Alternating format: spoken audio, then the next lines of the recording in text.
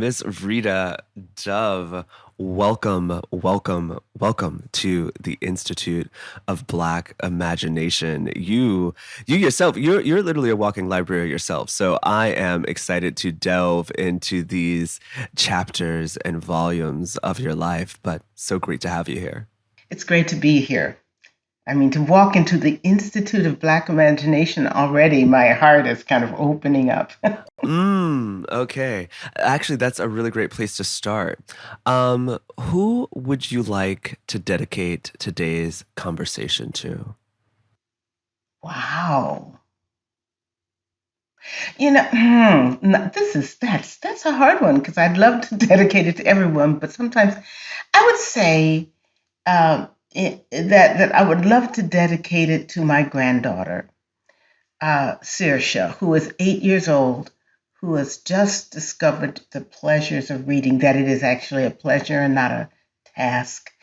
And the world is opening up to her, and it's going to be a strange, I think, difficult world for that generation. And so I want her to know that there's a place where she can step into uh, this institute and and and and really not just see the, what do you want to call it, the stepping stones that people have done, but as you have said, behind the scenes, the heart, the work, the imagination, the sweat, and how that work is also a joy. That'll keep her going.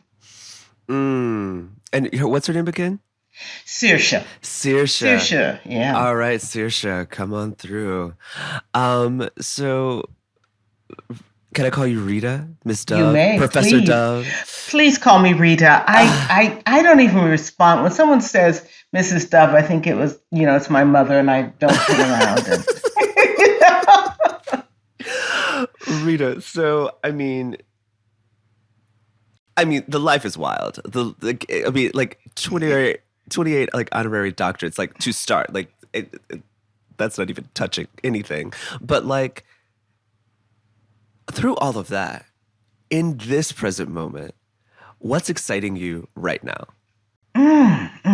Right now, what's exciting to me is the prospect of a, a month that I have just coming up, which is free of everything. I've cleared the slate so that I can enter into it every day and build it the way I want to. And that means allowing the imagination to go wherever it wants and not worry about time or deadlines or anything like that, but just go, pushing things to limits that even I'm scared of, which is the way I think all great work happens. You push it, and you don't know where you're going to end up, but you know you got to go there, right? So I'm really looking. That's exciting to me right now.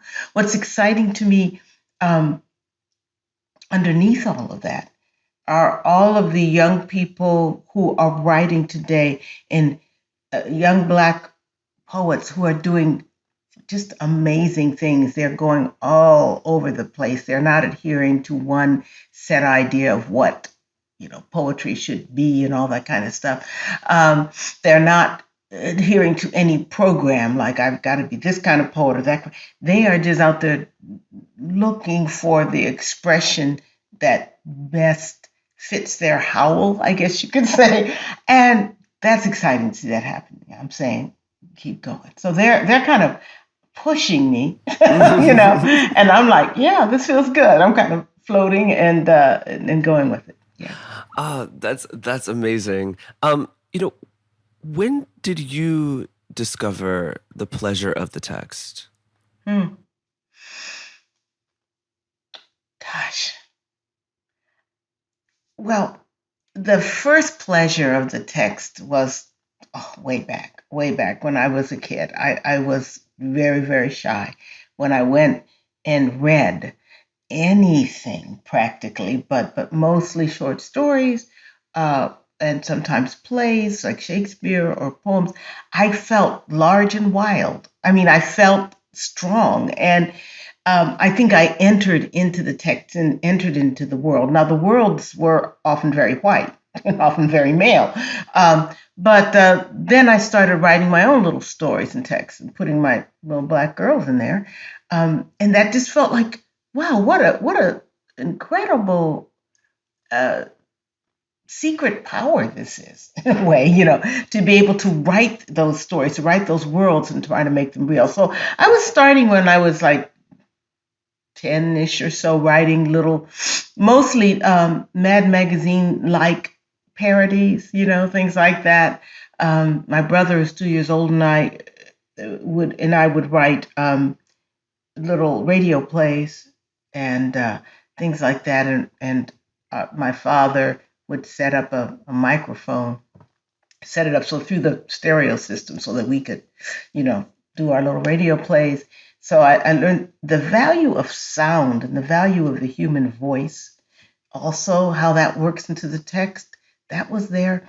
So it was, but it was play. It was joyous and wonderful and times very um, exhilarating play. The text, but I think when I really started to say I want to be a writer, I want to be a poet, it happened later. It happened when actually I was in college. Before that, I loved to write, but I thought that was something you did for fun. I was supposed to be a credit to my race. Therefore, lawyer, teacher, doctor, right? This was one of those things the community was just telling me that I had to do. And But to write, to realize that words could just electrify you, damn, that happened when I was in, that happened. I was in college, and I still remember that. Well, two things were happening. I discovered creative writing classes. I discovered that I could actually get credit for this thing that I loved. That was amazing. And so at the same time that I was learning about Sylvia Plath, who was saying, daddy, daddy, you're through, and all that kind of stuff. And I'm thinking, this girl is, raw and rough. There was Nikki Giovanni, who, was from my home state, Ohio, and who was coming up, and she came and gave a reading at my undergraduate school in Miami. And I'm thinking, well, she's almost, she's just a little bit older than me, and the possibilities began to open up. And that's when I realized that I wanted to write something that you could see on the page, read it on the page, but hear it inside of you, right? And also be able to speak it. I wanted it all. What the heck? And so then, like, with that realization, like, what were the tools you began to sharpen to better execute on that desire? Well, first of all, language. Language. This is my medium. It's how you can use the language, and that meant several things. I think on the one hand, it meant learning everything, learning all the rules so that I could break them if I chose. So that meant all the grammar, all of the learning how to write the King's English, so to speak. And I never thought of that as some kind of betrayal to my roots, because code switching is just a part of our nature, and something that you learn as a survival technique. And to really do that well, you better know all sides of it. So I also knew that the language was essential, but the grammar, knowing how a comma can orchestrate a pause and how much of a pause. I grew up also as a musician, I should say. So I played the cello.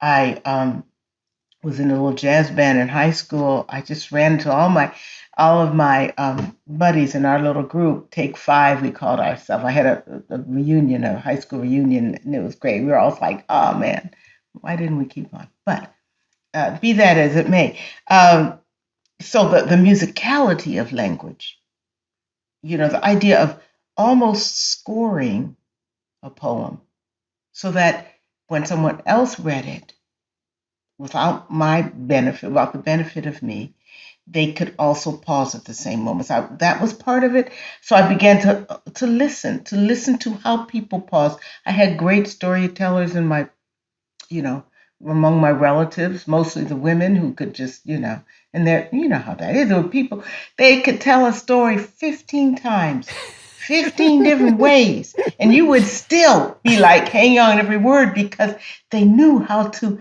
sculpt not only the word but the silence. It was so that's something I wanted to how do you bring that into the language? So these were the kind of things that I was working on to try to bring to each piece of writing that I was working on.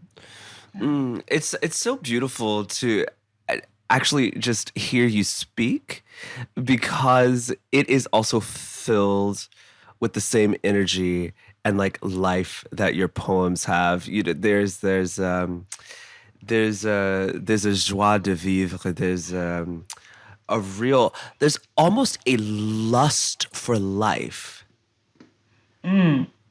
that exists in your work that you also, exhibit. And what I found like just refreshing in encountering the work was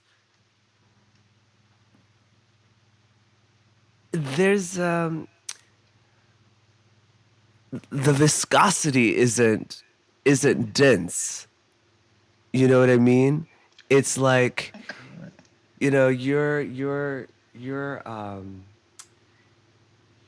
you're like I know you play the cello, right? Like you play the Mm-hmm. cello, and that is like a deep, rich sound, and there are those tones there, right? Like, but it's almost like it's foundational, but there's almost like a violin line, like, or if you were like a singer, which we may talk about. I know you found out you were a singer and devastated to be a soprano.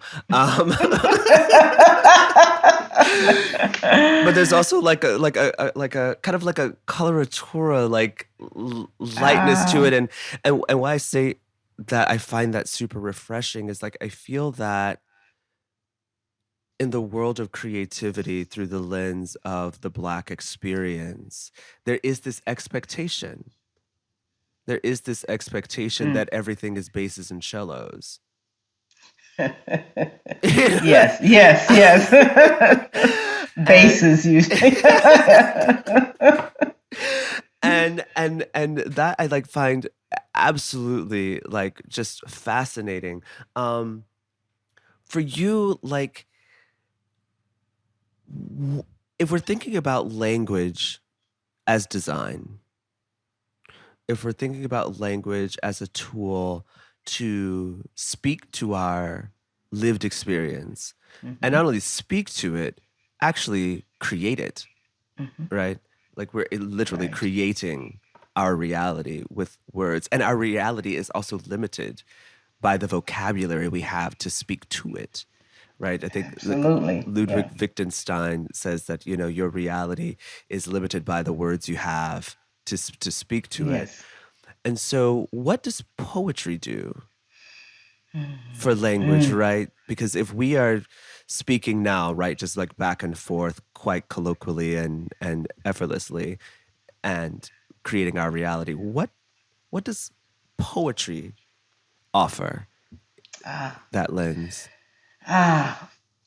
Ooh. Well, you know, I just loved hearing you map that out, which I think was absolutely spot on. I mean, we're using language now. We're also using gesture. We're using intonation. We're using all sorts of things to kind of contour this whole outlay of language that we're giving. It's language that is geared for communication, but the depths are just being sounded a little bit. What poetry does in terms of design on the language is to show um, how we can I don't want to say distilled because that sounds like you're leaving something out.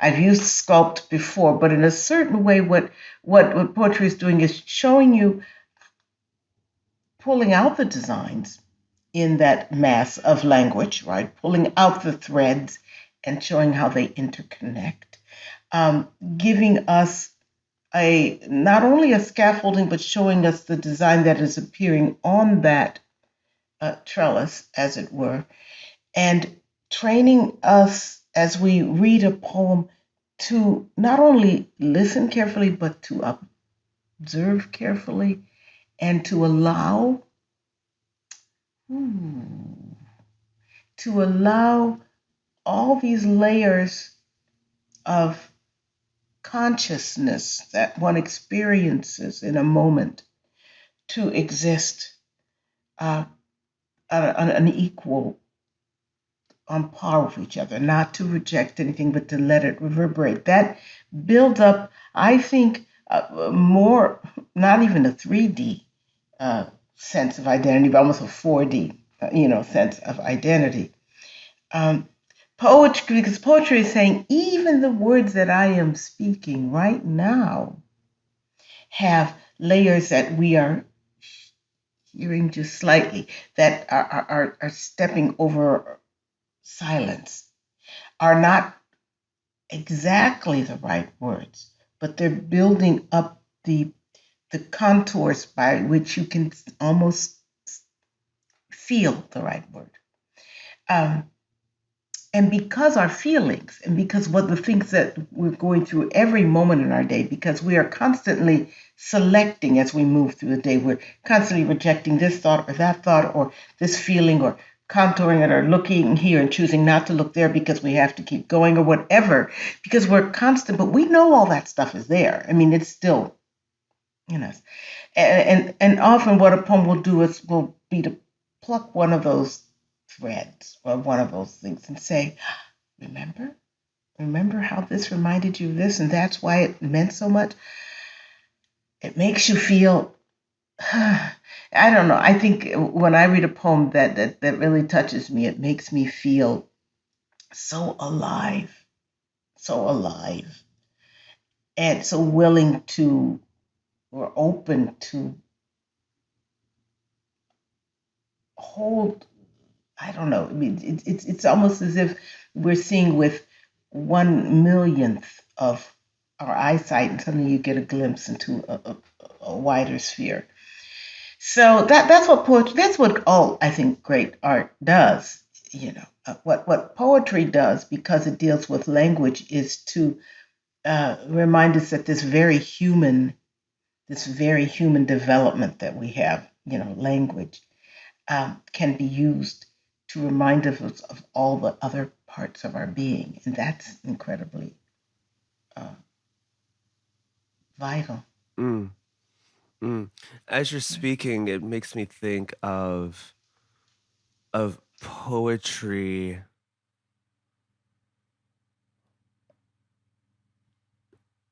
Poetry like touches like on the quanta of language, meaning um like if you're thinking about like quantum mechanics, like quantum physics, like there's obviously like space time and Mm-hmm. gravitational waves, and time is malleable, and multiple dimensions and multiple universes and multiverses, and like it allows for something that can seem quite linear, Mm-hmm.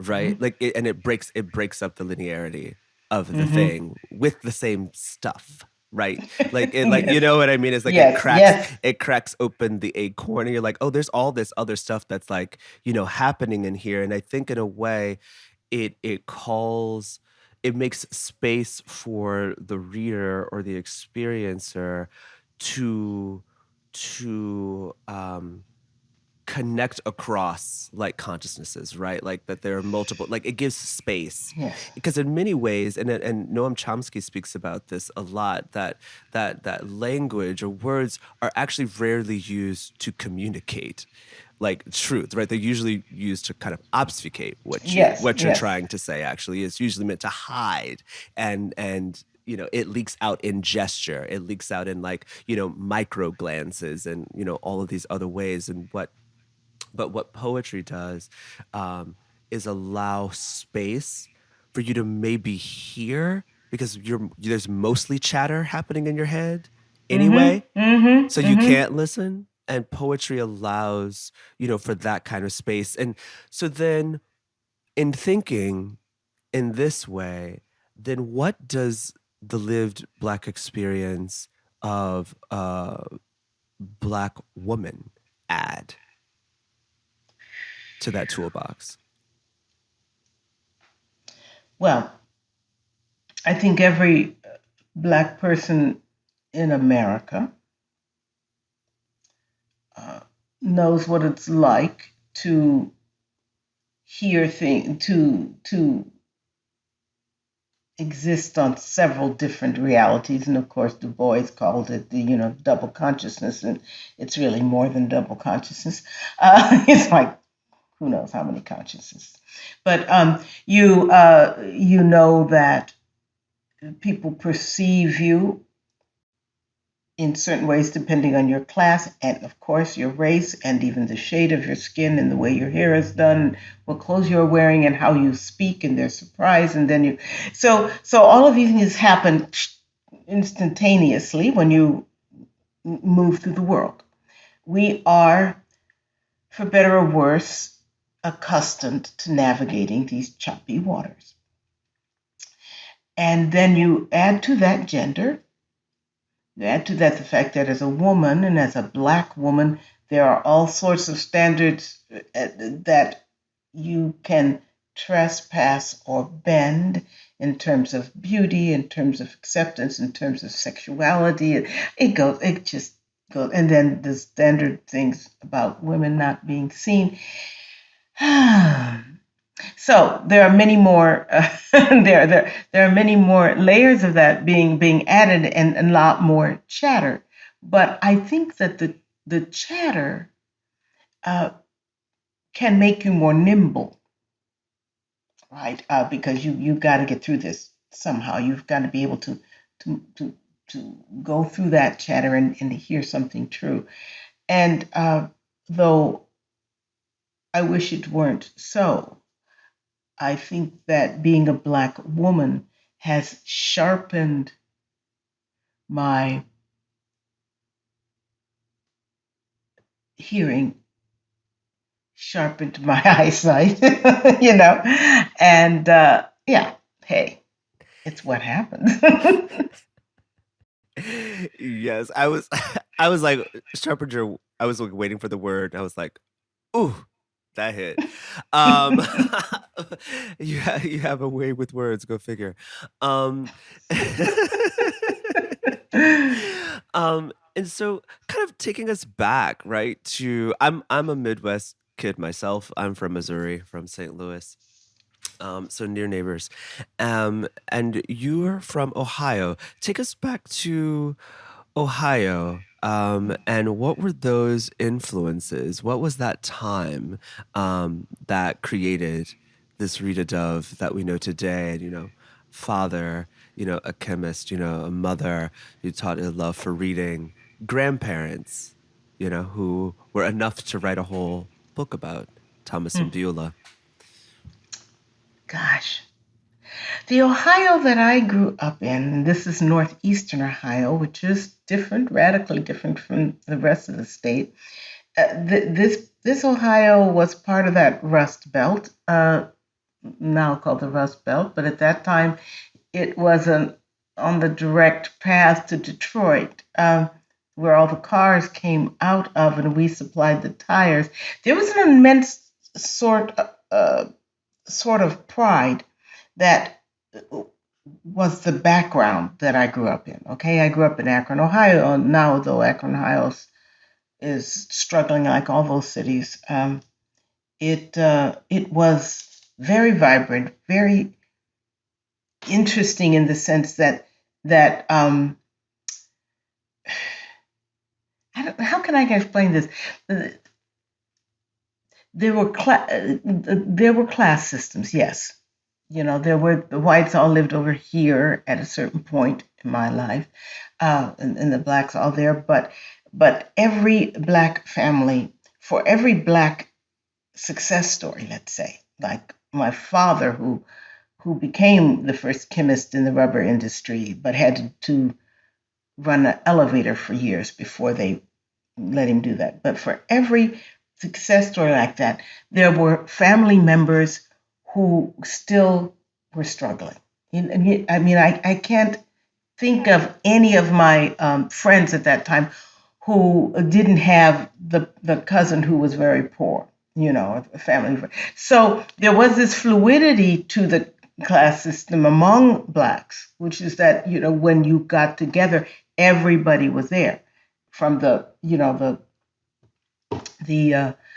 most unaccounted for, the one who's most struggling, to the success story, and an expectation that you'd help each other along.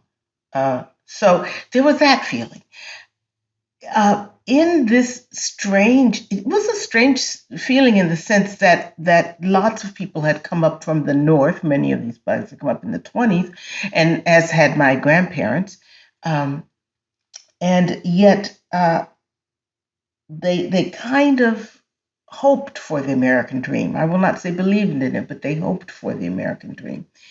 And but those roots were there as well, the Southern roots. So I'm going to go back to speech, but what happened in our language, it was also incredibly rich. I would go to school and I spoke standard English, and it felt completely normal. But at the same time, I would go to my grandmother's house on my mother's side, or my father's side, even more so, and immediately go right into a kind of a Southern drawl and intonation and way of inferring things without, exactly saying them, which is what you did to get along, to get, by and to survive in the South. So there was that as well. Now, out of all of this callaloo, I guess you could say, this stew of language, came books and some wonderful teachers. And I must say, I went through public schools. I had some really good teachers. I had some, they believed still, they were rigorous. I mean, my English teacher in high school kind of sat us all down and said, here are 10 grammar rules. If you break them, you're dead, And she just told us, and we wrote them down, and we still remember them, and they help me. Sometimes I break them, but I know that I'm breaking them. Okay. So there is that. I had some great teachers. I had teachers who inspired love of poetry and broke down the fear of poetry, because I was afraid of it too. Like everybody else, I thought I had to get one right answer on the test, and if you didn't do it that way, then, okay, you didn't understand the poem. Sometimes you understood it so well that you couldn't write about it. And I had teachers who also said, that happens. And I had, I was born in 1952. I think that our year, that class, somehow we were right in between eras, in the sense that my brother, who was 2 years older than I was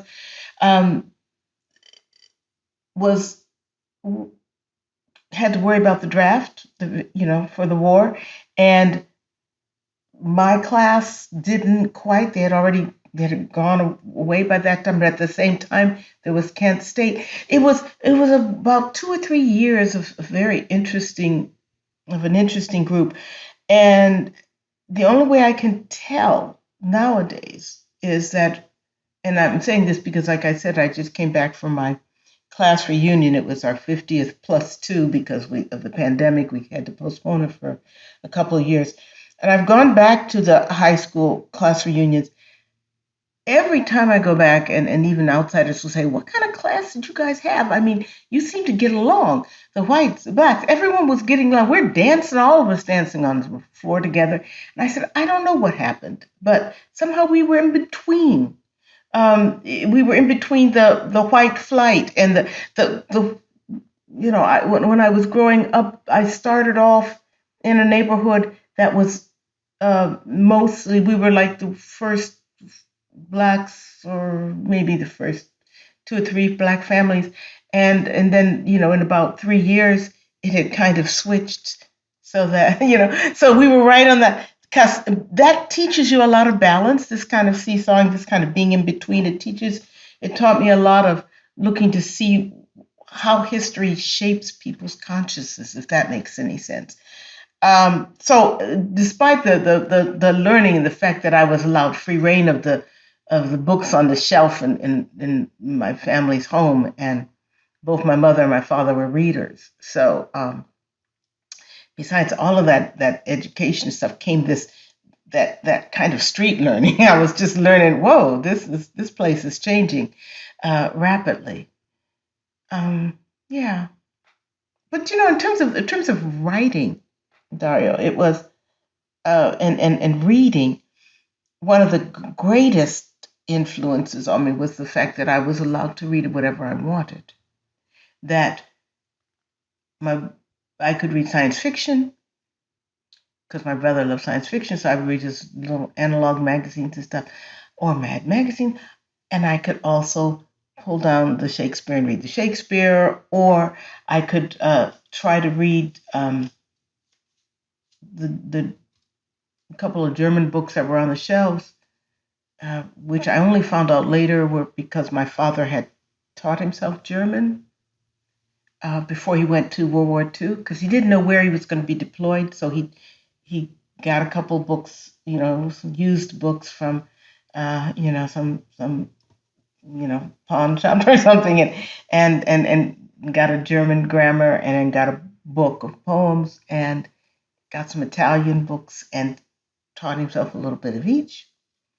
And so I wanted to read that book of poems. It was a beautiful little volume, and I couldn't. But it was like the one book I couldn't quite decipher on the shelf. So that kind of also helped me decide to take German as my second language, which changed my life. But the ability, or let's say, having all those roads open and no one saying you can't go there, really helped. I think it really helped me develop my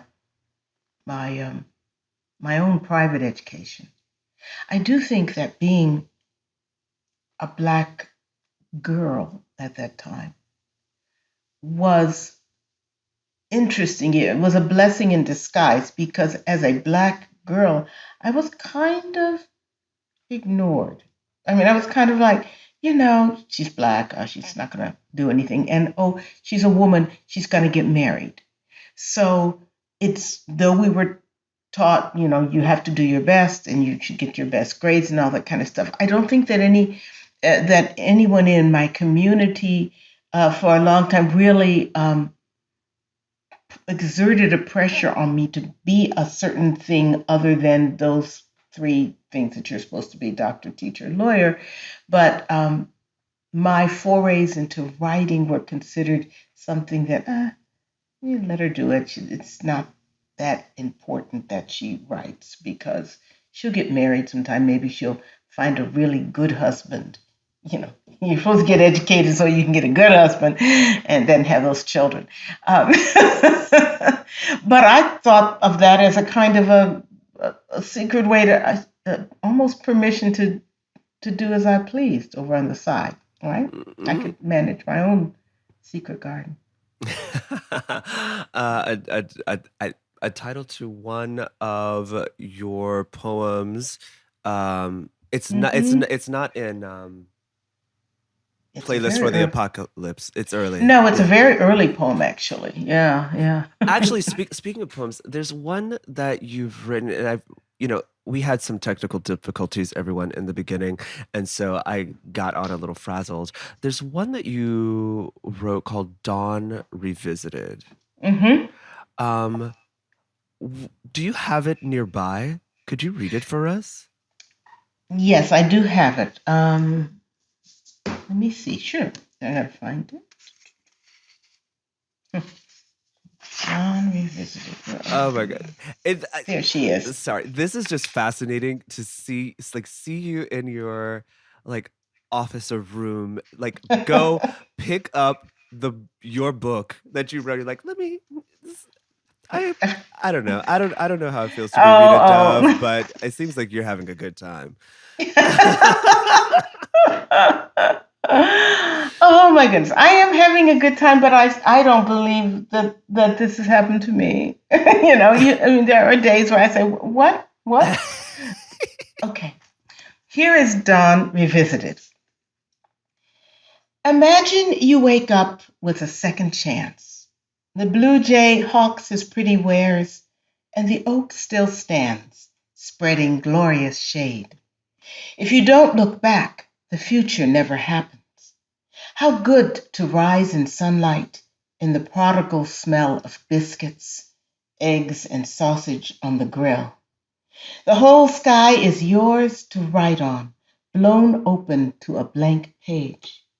Come on, shake a leg. You'll never know who's down there frying those eggs if you don't get up and see. Mm. I mean, the visual scapes you paint are just fascinating. There's one poem you had a line speaking about, I think it was like adolescence one or two, um, and the scene, right? Because like Mm. I just remember the vision, right? Like as I'm reading it, but you say the street lights ping on like little suns or something like Oh, this, right? yes, Like yes. as the night is going down. But this poem, the reason I pull it out is there's this line: if you don't look back, the future never happens. Could you double tap on that? Mm, mm. One of the things that I love about writing is that I never know exactly how things are going to end up. But if I am true to the rhythms, the cadence, the music, the picture that somehow is being painted by some other part of myself, some deeper part of myself, then things happen, things come out. And I remember when that line spilled onto the page, and I thought, "Whoa!" I knew that I was going to be thinking about it for a long, long time. And I think that of course there is the interpretation that if you don't look back, if you don't have the courage and the desire to look back at what has happened, what has gone before, then you are ill prepared to make a future happen. But there's also the idea that if, in order to imagine stepping out into a future that is unpredictable and that you cannot control fully, looking back at where you've come from can inform you and can can build up your courage to go forward, because then you realize, well, I didn't know I was going to end up exactly in this present right now. So if I didn't know that in the past, let me go on. Yes, there is the idea of the mistakes of the past, and those who don't acknowledge them are doomed to repeat them. But there's also the sense that no one ever learns from history. And history is full of the facts that no one ever learns. So, I want to kind of reject that easy answer or easy interpretation of that line.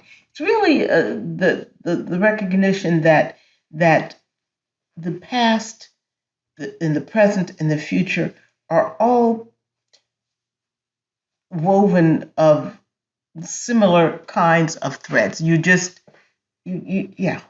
that's enough. I mean, girl, if there's something else. I know. Well, I mean, yeah, like well, you said a couple things that I just find fascinating. One, I'm so fascinated why people do not remember like history. I'm so fascinated why people don't remember what happened 8 years ago. Like Yeah, yeah, yeah. like like the collective and cultural amnesia that exists for me, I find like just kind of incalculable. I'm Hmm. like I y'all didn't pay attention in history. Like it's it's wild, right? And I think it's also interesting in the ways in which you know and also like why that line captured me is because I'm very interested in time and the construct of time, and the ways in which time itself is malleable, as are your Hmm. memories, right? As is the past, right? Like that the past, the present, and the future are actually happening all at the same time. Yes, And what you think is the future is informing your present, as is what you think is the past is informing your present, yes, but it's all yeah. happening in the same space, at the same time. And so it's really kind of an illusion. And like when you speak about looking back, how that allows for you to say, well, like, well, 10 years ago when I bought that train ticket to Italy, I never thought that it would lead to, me meeting the man of my dreams and having this wonderful, whatever, right? Like you Hmm. don't know Hmm. those things. Or me, falling down those stairs, which at the present moment I thought like my life was over because, I broke my leg and I chipped my tooth. Um, it's how we look back on them that actually can change them in real time, right? Like you can Yes. also take the present to change it in real time. But as a writer, as one who is breaking up linearity, like what is your relationship to time? Time changes all the time for me, and which is fine. I mean, I like that about time. We get along. It Okay. I'm going to tell you my personal relationship to time, and then as a writer, what happens when I deal with time. My personal relationship with time is that I have a I don't tend to remember when something occurred on the timeline. So, in other words, it can exist absolutely with me right at this moment. But whether it was 10 years ago or 5 years ago or 22 years ago, I have no concept. I mean, I can sit there and figure it out. But my husband, who has a calendar in his head, I don't understand. He can say, on October 28th, 1983, I remember we were doing this. I'm like, oh, it's kind of scary, but at the same time, it still doesn't make sense to me. So, I mean, time doesn't exist like that for me personally. When I'm writing, um, I I love what you said about about all of these past, present, and future all happening at the same time and impinging upon the present. And when I write, particularly when I write poems that are from the past, that deal with a historical, with somebody who is living through the Depression, let's say, or even earlier, or so. One of the I find that I want to recreate or not even reimagine. It's recreate, re-envision. Yeah, I can't find the right word, but I'll find it later. Um, what it was like to exist in the present at that time. Okay, in Reconstitute? that, yeah, reconstitute. I mean, Yes.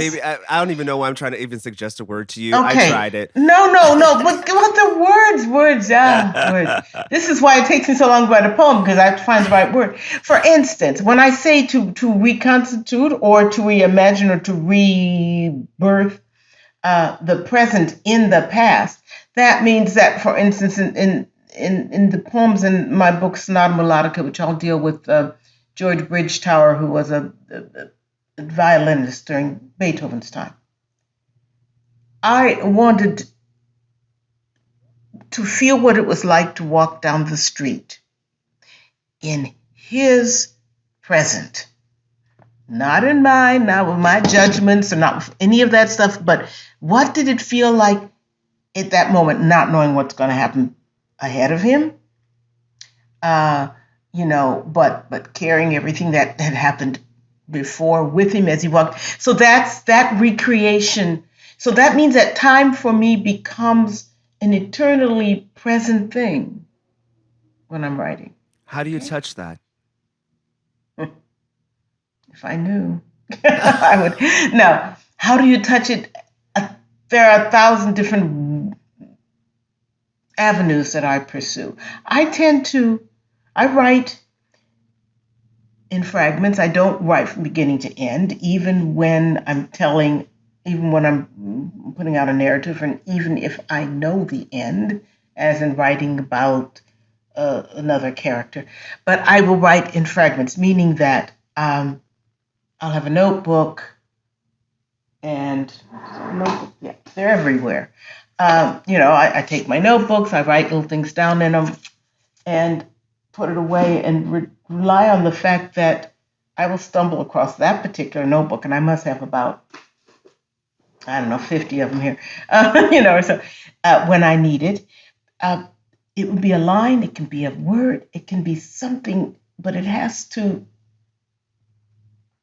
exist in its own moment, meaning that it has to feel very present, okay, even if it's about another character.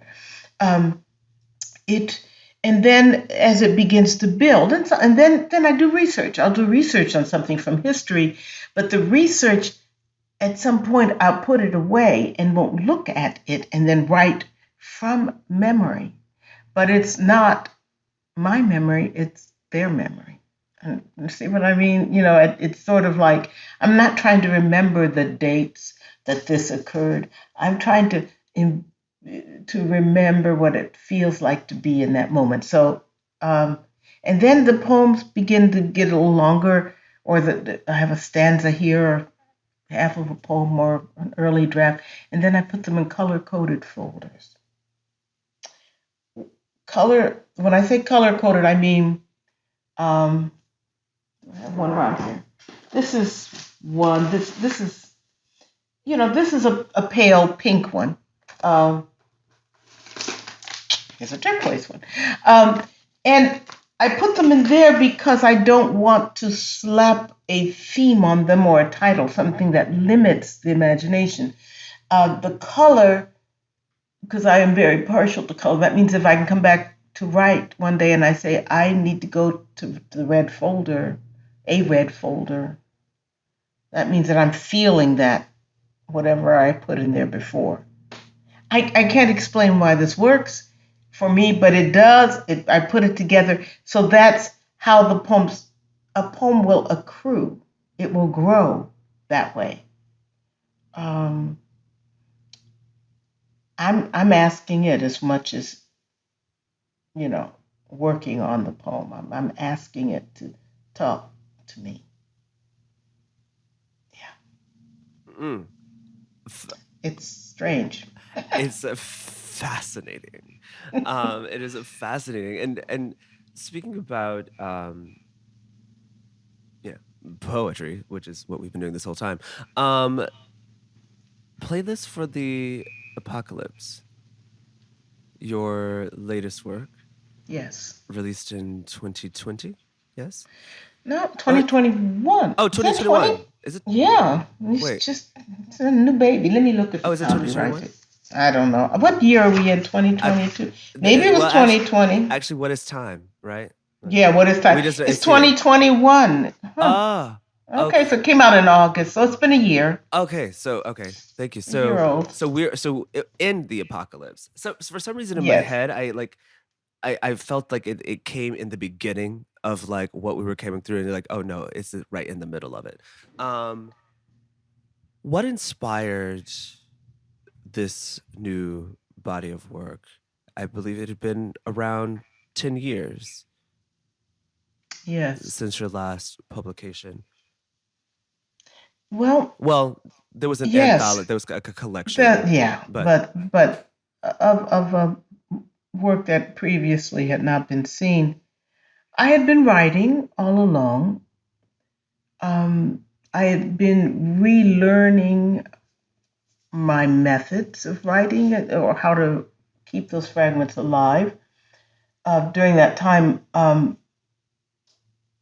had been struggling with. I'd been diagnosed with multiple sclerosis, and so there's the usual.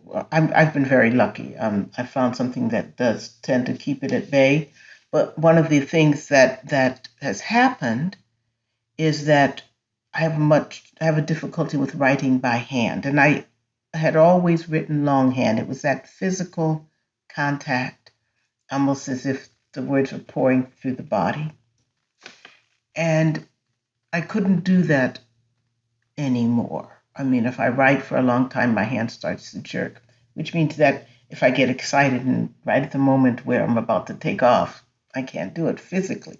So I had to relearn or figure out another way around that so that I could, accommodate that. That accounted for some of the silence. And it was my own private, I guess, apocalypse, you could say, that I was working through. And then, but I also was trying to hear through the chatter, as we were talking about earlier. One of the difficulties that is also difficult to talk about because no one wants to believe it is that all of the public attention to my work, though wonderful, also means that I have less time to write or less quiet time in which to write. And so I was having a hard time hearing through that, all the voices. Along came the pandemic, along came COVID. Suddenly, all of my the appearances and stuff were canceled or changed around, particularly in those early months when all of us were panicking totally with reason. Things weren't being rescheduled. We all were trying to just live and survive and keep safe. And I had what I had always wished for, and as they say, be careful what you wish for, but I'd always wished for some unbroken time at my, alone with which to write. And here it was. And it's as if they were waiting. The poems, the other poems began to just say, here we are. You couldn't hear us. Here we are. So I began writing really, really just like a fanatic, a maniac, and it was wonderful. And I discovered that in that writing, and this was writing in my new way, which was often through dictation and then going immediately to the keyboard and all that, that the other poems that had been the ones who had managed to make it through the chatter in those past 10 years or so were finding their families. It's as if these poems were saying, the newer poems were saying, hey, remember, I'm glad to see you. So they were also coming together it was incredible. There are poems which have not been published from earlier times. They haven't found their family yet, their clan, but quite a few of them did, and that's how this book came about. And as I was working on it, I realized that what these poems were also trying to tell me was that you can use us, said the poems. You can use us to help you through a day, to walk you through a day. Some days you might need something that's sad. Some days you might need something that's a little more encouraging. Sometimes you might need something that reflects on the past, that can inform the present and all that. But we're there for you. Hence the title playlist. It's sort of like a mixtape too, you can say, but it's also a Mm. playlist because it has an arc, a real arc, and that's how it came about. Yeah, and how did your practice help you work through your own personal apocalypse Hmm. of this multiple sclerosis? Um, it helped me. Yeah, that's a really great question. Because it did help me, but how? I feel it. First of all, the poems that dealt with the MS or with that idea of regimenting your life through medications and always having to balance what people knew against what I could do, if that makes sense. Because I did keep it, I didn't tell anybody until the book was published because my parents were ailing, both of them, and dealing with that personal grief, but also not wanting to add to their grief because they would have.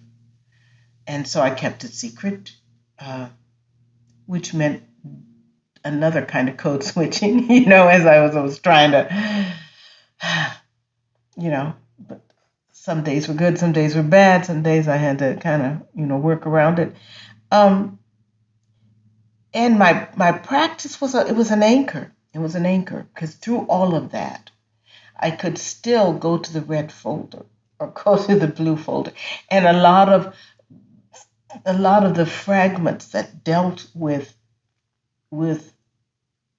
MS, with trying to, the frustrations, the anger, the fear, all of these things, I could allow them to come out because they were just fragments. They weren't going to overwhelm me at the beginning until I was ready to take them on, and then I would go to that folder, the red folder, they were often in the red folder, but sometimes in the blue folder for the blues. you know. So in other words, I began to think my practice was showing me that I was using color, you could say, to help me navigate these ups and downs in my own emotions, to be able to access these and figure out when I was ready to try to articulate it without damaging my soul. Mm, So yeah. mm, mm. I actually want to circle back to something you said um, in speaking of your childhood Hmm. and this encounter with a German book that you couldn't understand that um, opened up the concept of learning German yourself as a second language, and you said, and that changed my life, right? This.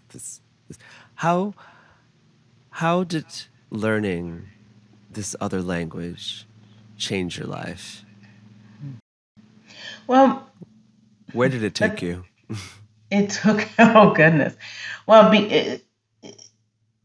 when I learned German, and first of all, I have to say that in northern Ohio, um, German-speaking communities were prevalent, not from World War II, but from the 1848 revolution. They came in with early immigrants, and the Czech immigrants too, and the Hungarians came in. So there was somewhere in that swell of language, there was a smattering of German. It didn't sound foreign, um, just like French didn't, because there were people coming up from the islands.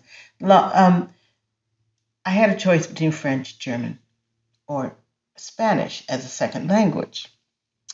We were all told that Spanish was not the one to take because it was too easy and it would be hard to get into college with Spanish. Talk about prejudices. We won't even go there right now. But I wanted German. I wanted it because of that book. When I learned German, and I kept learning German, first of all, by learning German grammar, I understood my own better.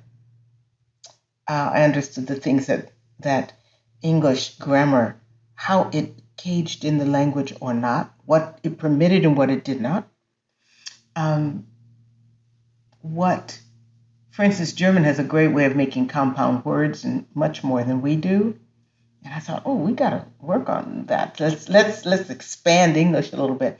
The German grammar and the way that the verb can shoot everything to the end of the sentence, so that you have to wait until the end of the sentence before figuring out what the whole sentence means, which is a kind of linguistic epiphany. That was something that I learned from German. So I understood my own language a little better.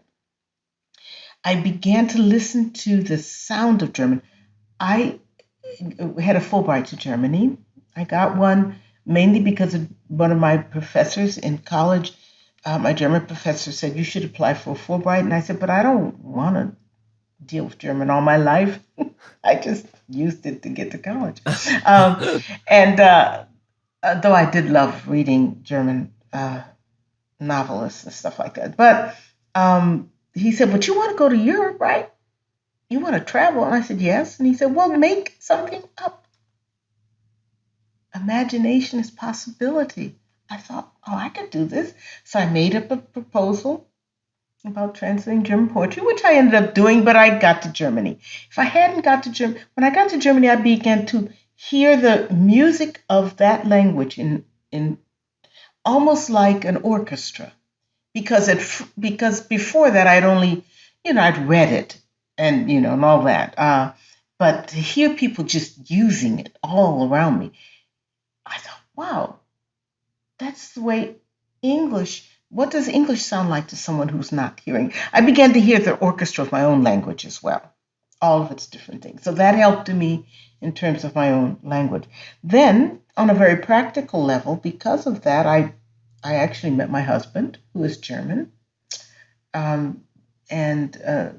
when I went back to the Iowa Writers Workshop as a grad student, I wanted to keep up my German, and I volunteered to translate a German author who was coming in as part of the International Writing Program, and that happened to be him. And I was going to translate his lecture. He spoke English, but not good enough to translate his own talk. And it was over language, in the discussion of language, that we fell in love and, got married. So that certainly changed my life. I never thought I'd have such a relationship with Germany. Such an ongoing relationship. Ongoing. And because of that, I mean, the reception of Africans and African and blues musicians in Europe, the reception of people of color in Germany is a very strange, interesting history too, which has always been something that has intrigued me and actually produced some poems, a whole book of poems, all sorts of things. So, yeah, German has changed my life, you could say. Yeah. And actually double tap on that strange reception. Well, the strange reception is that, first of all, for me, it began with looking at German artists and seeing if anyone really portrayed African features as they really were, or could they not see them? And very typically you start in the medieval times, the Africans like Balthazar and the three and the Magi would always be just almost caricatures, You'd see the big lips and you'd see all the stuff, big white eyes. It was frustrating. And then I hit Albrecht Dürer, who did an amazing drawing of the Negress Katharina, is what he called her, and it's accurate. I said, he sees her. He sees who she is, and that's something that I couldn't even. You couldn't find an American portraiture at that time. This was in the 16th century, so that it made me start to look at how Blacks were perceived. Now, yes, there were things. Personally, I would feel that people would look at me with curiosity. At that point, um, there were American blacks around, but usually on military bases, not just walking the streets of Berlin or something like that. So they would look at me with curiosity, but not with hatred or fear. It was curiosity. It was a very different apprehension that I got. That they apprehended me in a different way, and it started me looking at the ways in which Africans first, who happened to make it to the continent, were received, and it taught me something about the complexity of human relationships. That not everything is filtered through the Confederacy. That's a very different way of looking at. Yes, very often race was perceived as a curiosity, and there were African villages and zoos over there. And oh, yeah, the whole village as a zoo. Uh, yes, yes. Wait, what time are we talking? Well, I think that those zoos began much earlier, but they were in some of the in the 20th century, and even in the early 20th century, there were at times a little African village built up in the zoo so that people could see. So you got that, and at the same time, you have someone like Bridgetower who became very well known in Germany. Yeah. I bring it up because I took Spanish and I'm studying French for the second time French. And this time around I found it not so much to be a study of French, but to be a study of English. And really seeing not only the limits, actually just the fast and loose way of English grammar. First of all, that's one thing. I was like, oh, we're just kind of slutty with it. Okay, cool. But like not only seeing right the way in which grammar is constructed in English versus French, but how the language you are using is shaping your reality because of the way in which it's constructed, right? And I would Yes. just stop in the middle of lessons with just like, wait, what? Right? Like for me, the latest is, in English we say, I'm friends with someone, right? Like I'm friends Yes. with, I'm friends with, I'm friends with. To say that in French, you have to say, I am a friend to. Two to. Uh-huh. Mm-hmm. Complete paradigm shifts, Yes. right? Because it's not Yes. because one is about collection and possession Mm-hmm. and Mm-hmm. accumulation. Mm-hmm. The other is about action and like self-regulation, right? You have to ask yourself, who am I a friend to? That is Yes. who is a friend. Whoa. Do you Yeah. know what I Yeah. mean? And I it know just, what you mean. but it's like, and I have well, we won't get into all of it, but so not only going back to what we said earlier about like language shaping our reality, but the specific language shaping your reality and how you see the world, right? And so many times English is a language that is designed, right? Because Mm-hmm. languages are designed, they happen over time and they change, they're quite malleable, but writ large, English is a language of kind of control and possession.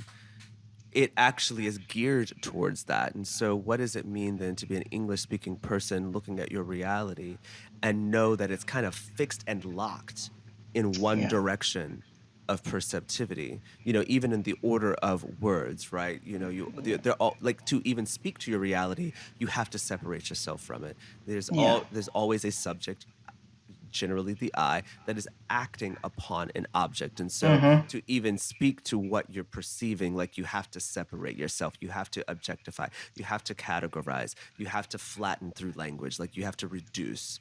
And that, for me, what I find fascinating about language is that's happening in 8,000 ways around the world, Yes. right?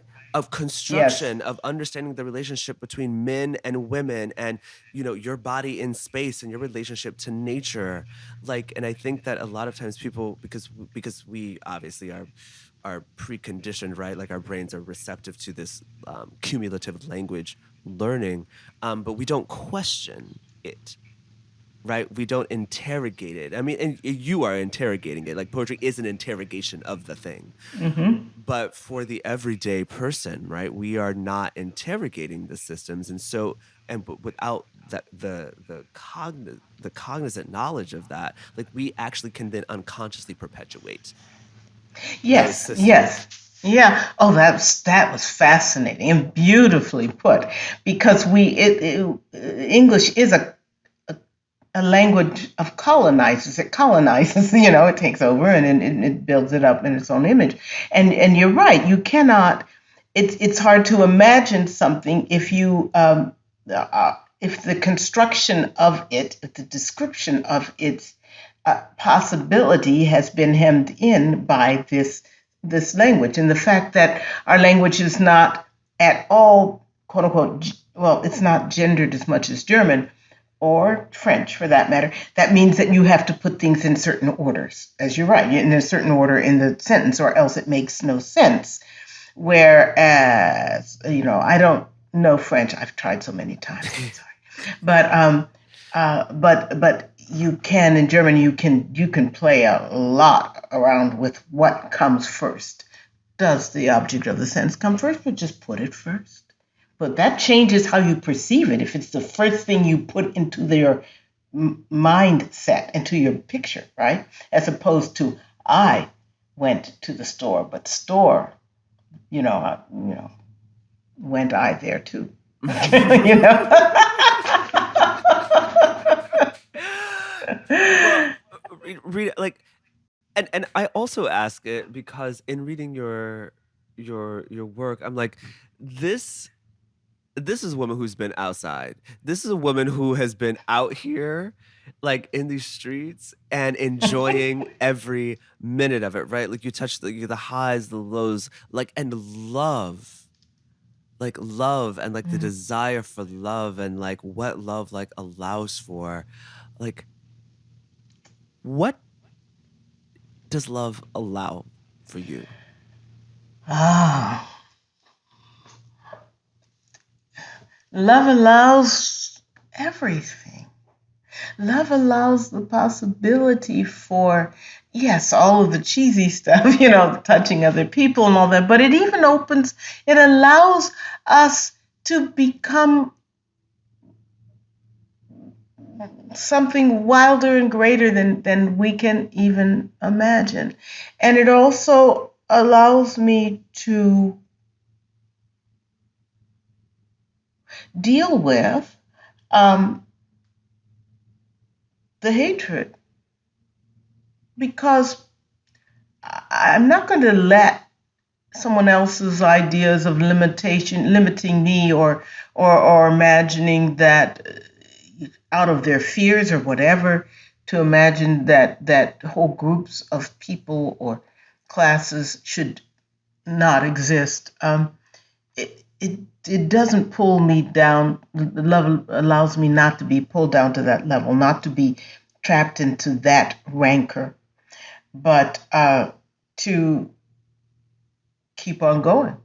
I mean, the poet Michael S. Harper, who had been one of my mentors, a wonderful man who wrote wonderful poems about jazz musicians, particularly, had as an epigraph to one of his books a little line that just said, "A friend of mine told me he was above jazz." He said, "I leave him there." I just love that I didn't. I don't no, I don't even have to deal with that. But love, it's not a rejection of them. It's just like, let them deal with their idea of what they're better than and all that.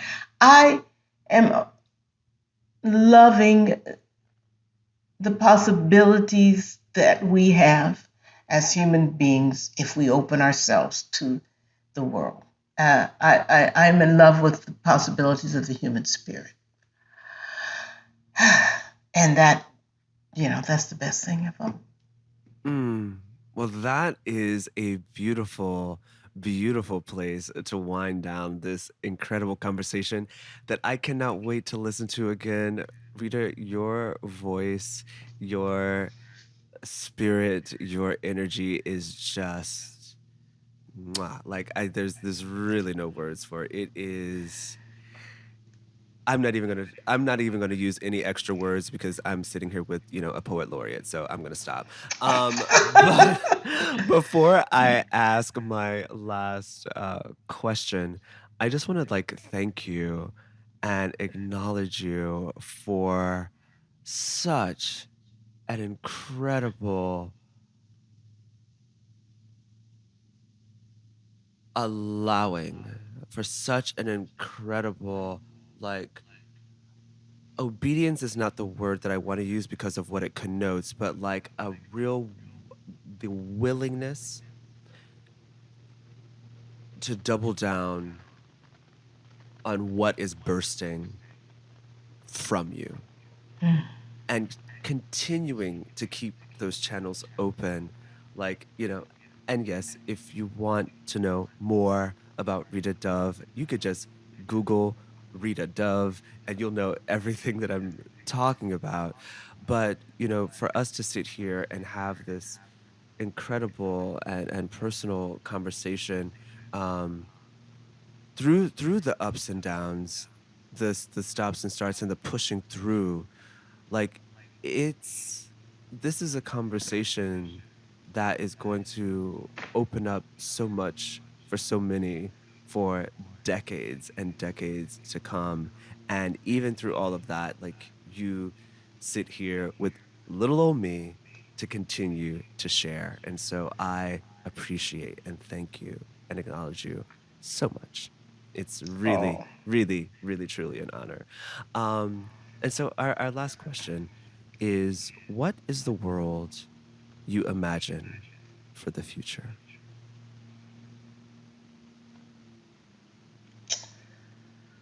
Hmm. Time being the little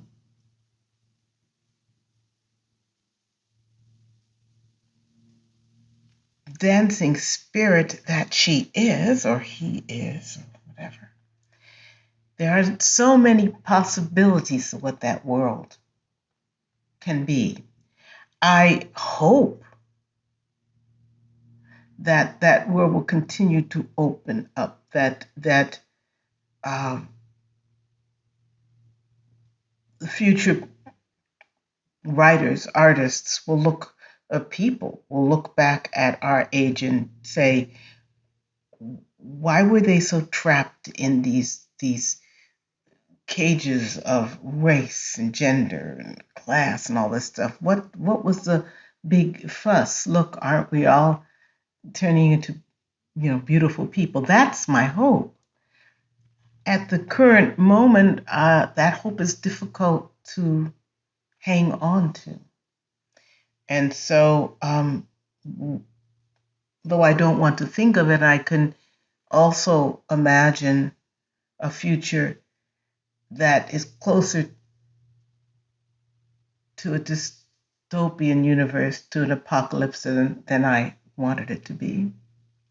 We can go there again. I mean, just because we say that certain eras should never happen again does not mean that we aren't rapidly barreling toward it. And I'm working with all of my strength, both spiritually and also physically as a citizen of this world, to keep that from happening. But human beings want, I truly believe that we want to sing. We want to be buoyed by our possibilities and not hemmed in or pressured into a certain ideology. It may feel safe at first, but it certainly does not feel like illumination and glory. So I'm going to have to believe in, for me, that's the only possibility, is to keep imagining that we're going to open ourselves to that glory. Beautiful. Rita, this has been such an absolute pleasure. Thank you. Thank Thank you you. so much. It has been so wonderful. I must say, this has been a unique, in every terrific way, a unique interview. These are questions that never get touched upon, and it's exactly what makes us humans. So thank you. Thank you.